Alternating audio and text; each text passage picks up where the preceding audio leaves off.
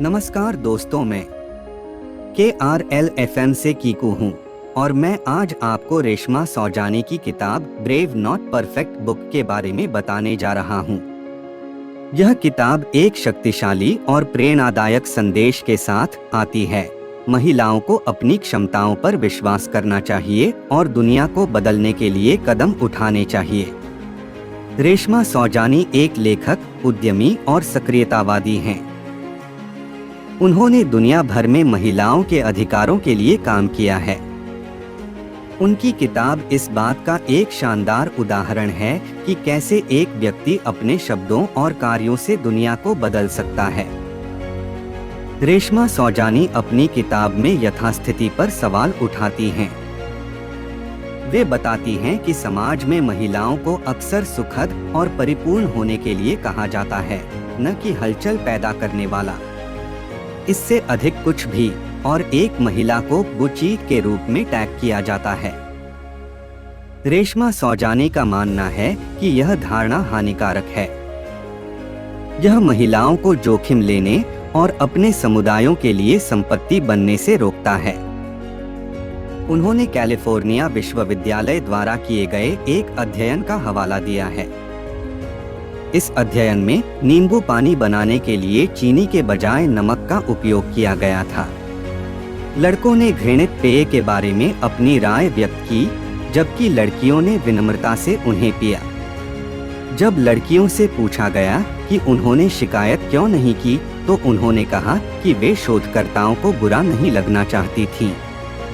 यह अध्ययन दिखाता है कि महिलाओं को अक्सर दूसरों को खुश करने के लिए अपने स्वयं के मूल्यों और विश्वासों को त्यागने के लिए कहा जाता है। रेशमा सौजानी की किताब से मैंने 3 मूल्यवान सबक सीखे। पूर्णता आपको आगे बढ़ने में मदद नहीं करेगी। रेशमा सौजानी बताती हैं कि महिलाओं को अक्सर पूर्णता के लिए दबाव डाला जाता है, लेकिन पूर्णता असंभव है और इसका पीछा करना केवल आपको अपने लक्ष्यों को प्राप्त करने से रोकेगा। इसके बजाय हमें अपने आप पर दयालु होना चाहिए और गलतियां करने से डरना नहीं चाहिए। दैनिक बहादुरी चुनौतियां आपको विकसित होने में मदद करती हैं। पाठ 1, पूर्णता आपको आगे बढ़ने में मदद नहीं करेगी। यह एक ऐसा कथन है जो हमें पहली बार सुनने पर विचित्र लग सकता है। आखिरकार पूर्णता को अक्सर एक सकारात्मक गुण के रूप में देखा जाता है, लेकिन रेशमा सौजानी का मानना है कि पूर्णता वास्तव में हमें अपने लक्ष्यों को प्राप्त करने से रोक सकती है। वे समझाती हैं कि पूर्णता हमें उस बॉक्स में पनपने देती है जिसमें हमें डाला गया है। यह हमें उस करियर में बहुत अच्छा काम करवा सकती है जिससे हम नफरत करते हैं, लेकिन यह हमें वास्तव में बदलाव लाने वाली परियोजनाओं में भाग लेने के लिए आवश्यक जोखिम लेने से रोकती है। रेशमा को खुद इस बात का अनुभव करना पड़ा। वह एक सफल कॉर्पोरेट वकील थीं, लेकिन वे हमेशा यह महसूस करती थीं कि वे अपनी पूरी क्षमता तक नहीं पहुंच रही हैं।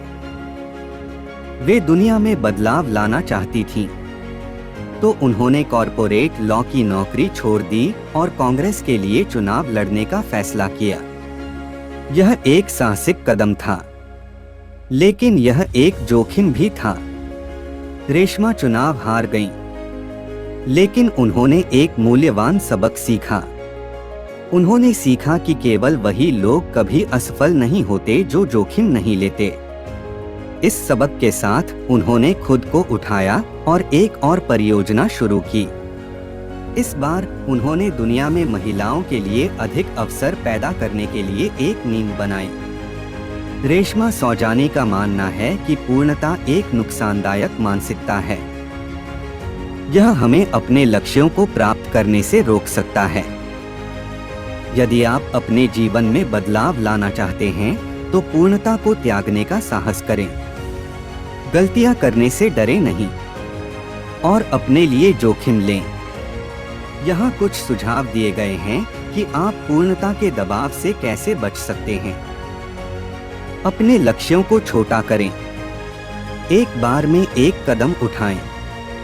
अपने आप पर दयालु रहें। गलतियां करना ठीक है। अपने आसपास के लोगों से समर्थन प्राप्त करें।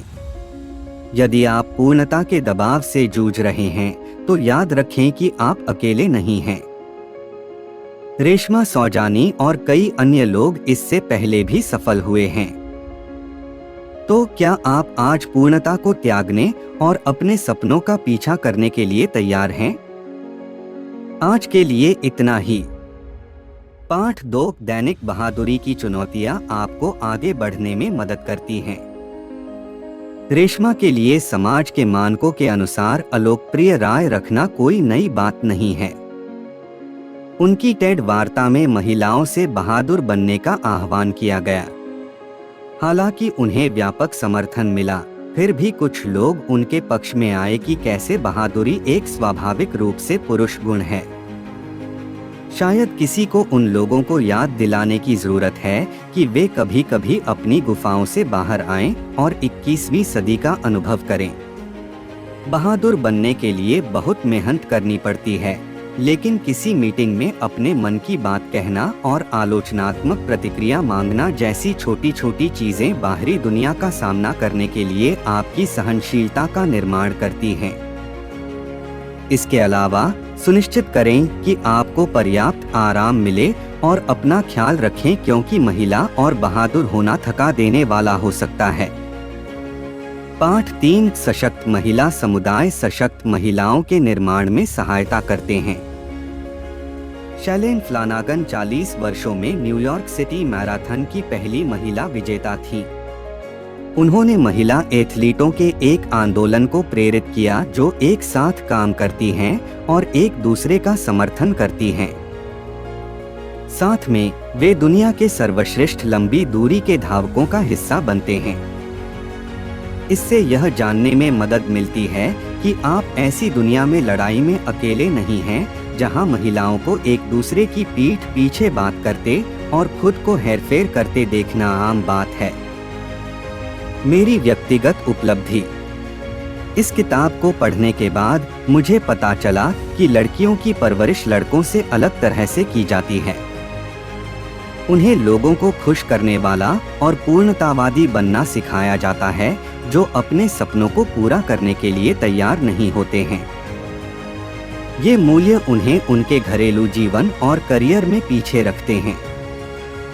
परिवर्तन लाने का एकमात्र तरीका कुछ बदलना है, और इस मामले में यह बहादुरी के लिए पूर्णता की अदला-बदली कर रहा है। जोखिम लेना और पीछे एक मजबूत समुदाय का होना अंतर हो सकता है।